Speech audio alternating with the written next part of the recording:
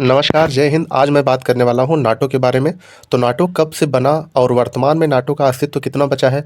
क्योंकि अमेरिका द्वारा अपने एक्सपेंशन पॉलिसी या विस्तारवादी नीति के तहत ऐसा देखा जा रहा है कि दूसरे नाटो देशों पे कब्जा करने का उनका जो सोच है, जैसे कि ग्रीनलैंड पर उनका दावा, उसके बाद वेनेजुएला और दूसरे देशों पर भी उनका जो दावा है, वह धीरे-धीरे नाटो को कमज़ोर करता जा रहा है। तो समझते हैं नाटो के बारे में।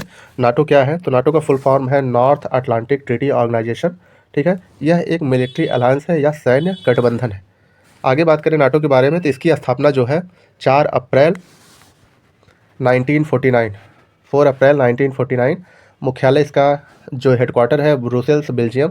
बेल्जियम की राजधानी है ब्रुसेल्स, ब्रुसेल्स में है। तो मुख्य उद्देश्य इसका क्या है कि एक देश पर हमला सब देश पे हमला माना जाता है। मतलब यह एक क्या है, मिलिट्री अलायंस है या सैन्य गठबंधन है। ठीक है? नाटो नाटो के बारे में अगर आगे बात करें कि कोल्ड वार क्या होता है, नाटो की बनने की पृष्ठभूमि क्या है, नाटो बनना कब स्टार्ट हुआ, तो उसमें सबसे पहली बात आती है कि 1945 से 49 तक, जो 1939 से 45 तक खास करके सेकेंड वर्ल्ड वार चला था। 1939 मतलब 1939 से 45 तक थर्ड वार चला था। उसके बाद ही नाटो की जो पृष्ठभूमि है, नाटो का जो विस्तार होता है, नाटो का पहली बार स्थापना होती है, इस्टेब्लिश होता है। तो द्वितीय विश्व युद्ध के बाद दुनिया दो खेमे में बट गया। दो खेमे मतलब इंडिया पूरा वर्ल्ड जो है दो पार्ट में बट गया, जिसे हम कहते हैं पोलराइजेशन। दो ध्रुव में बट गया टोटल, जिसमें एक अमेरिका प्लस वेस्टर्न कंट्री या पश्चिमी देश आ गए, और दूसरा सोवियत संघ प्लस कम्युनिस्ट या देश जो होते हैं वो शामिल हो गए। ठीक है? तो दो भागों में बटा नाटो। पूरा वर्ल्ड जो दो भाग में बट गया, अमेरिका प्लस पश्चिमी देश, दूसरा सोवियत संघ प्लस कम्युनिस्ट देश। उसके साथ स्टार्ट होता है कोल्ड वॉर या शीत युद्ध। कोल्ड वॉर किसे कहते हैं हम, और एक होता है डायरेक्ट वॉर। डायरेक्ट वॉर से हम सीधा युद्ध लड़ते हैं, जबकि कोल्ड वॉर से हम एक दूसरे की शक्तियों को कम करने का प्रयास करते हैं। सीधा प्रत्यक्ष युद्ध नहीं होता कोल्ड वॉर में कभी भी। तो डर था कि सोवियत संघ यूरोप में कम्युनिस्ट फैला रहा है, कम्युनिज्म फैला रहा है, जिसके तहत सैन्य हमला कर सकता है। इसी डर से नाटो का जन्म हुआ। ठीक है? लोग वहाँ के यूरोपवासी सोच रहे थे कि सोवियत संघ जो यूएसएसआर था खास करके उस समय, वो कहीं यूरोप में ना फैल जाए, इस कारण जो है नाटो का जन्म हुआ पहली बार।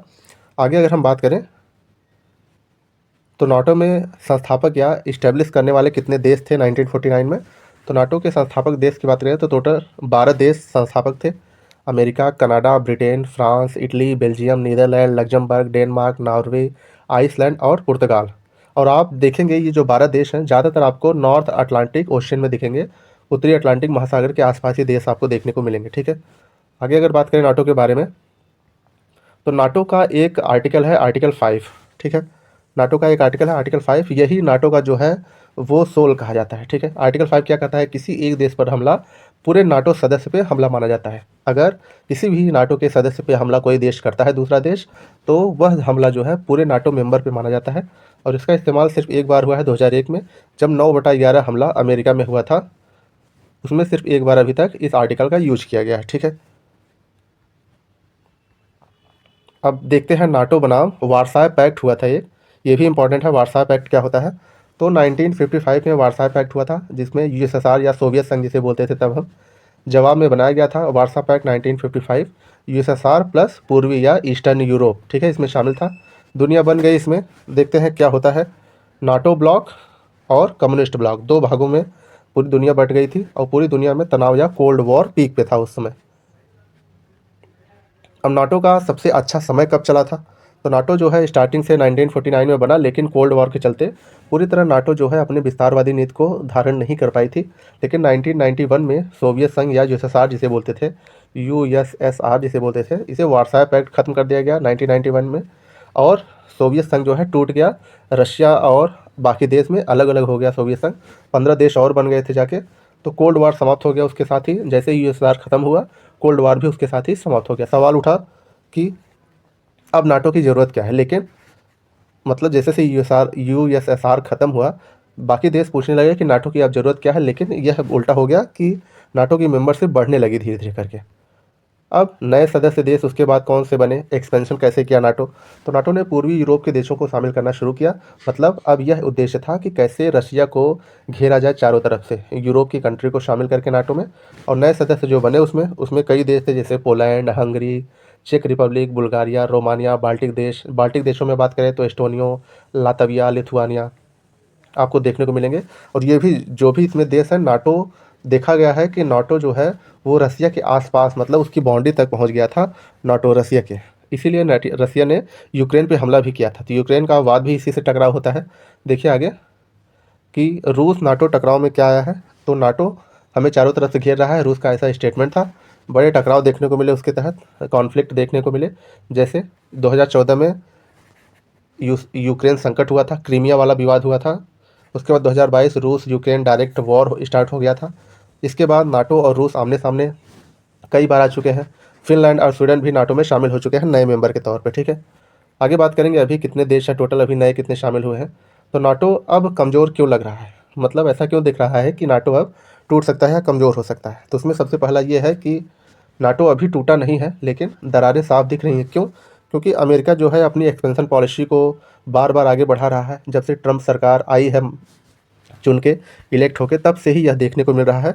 इसमें ऐसा देखने को मिल रहा है कि अमेरिका पर ज़्यादा बोझ, और दूसरा फ्रांस जो है अपना स्वतंत्र रूप से एक डिफेंस पॉलिसी लॉन्च कर रहा है। टर्की जो है इसका अलग रुख है। उसके बाद यूरोप और अमेरिका के जो हित है वो टकराव कर रहे हैं, मतलब दोनों कंजर्वेटिव पॉलिसी के तहत काम कर रहे हैं इस समय। यूक्रेन युद्ध में आर्थिक जो दबाव हुए हैं, उसके बाद इसे कहते हैं अलायंस इन स्ट्रेस, मतलब पूरा जो नाटो अलायंस है वो स्ट्रेस में आ चुका है इसके तहत, ठीक है। अब भविष्य में क्या टूटेगा नाटो या ऐसे ही रहेगा, समझते हैं। तो अभी जैसा कि फिनलैंड या और ग्रीनलैंड पे अमेरिका द्वारा कब्जा करने की बात कही गई है, उसके बाद जितने भी यूरोपीय देश हैं वो कह रहे हैं कि आगे जो है हम नाटो को नहीं बढ़ाएंगे। इस कारण दो संभावनाएं हैं, कमज़ोर होगा अगर सदस्य देश आपस में लड़ते रहें, दूसरा अमेरिका अगर पीछे नहीं हटता है तो यह देश देखा जाता है नाटो जो है वो टूट जाएगा। मजबूत कौन होगा? रूस चीन अगर खतरा बढ़ेगा इसके तहत यूरोप एकजुट हो जाएगा। अब समझते हैं कि वर्तमान में क्या स्थिति है, नाटो में कितने देश हैं। तो वर्तमान में बात करें तो नाटो में टोटल 32 सदस्य देश हैं। टोटल नाटो में वर्तमान में 32 मेंबर हैं। और 2026 का जो नाटो का आयोजन होगा, समिट जो होगा, वो टर्की की राजधानी अंकारा में होगा। टर्की की कैपिटल है अंकारा जिसे बोलते हैं। और 2025 का कहाँ पे हुआ था? 2025 का नीदरलैंड के हेग में आयोजित हुआ था सम्मेलन। 2026 में कहाँ होगा? टर्की में होगा, ठीक है। और इसका लास्ट मेंबर कौन है? तो लास्ट मेंबर इसका स्वीडन बना था, 32वां देश। 32 मेंबर्स है टोटल, 32वां देश कौन सा? स्वीडन था। तो यही पूरा न्यूज़ था। अगर यहाँ तक पहुँचे आप तो सब्सक्राइब कीजिए, लाइक कीजिए। धन्यवाद।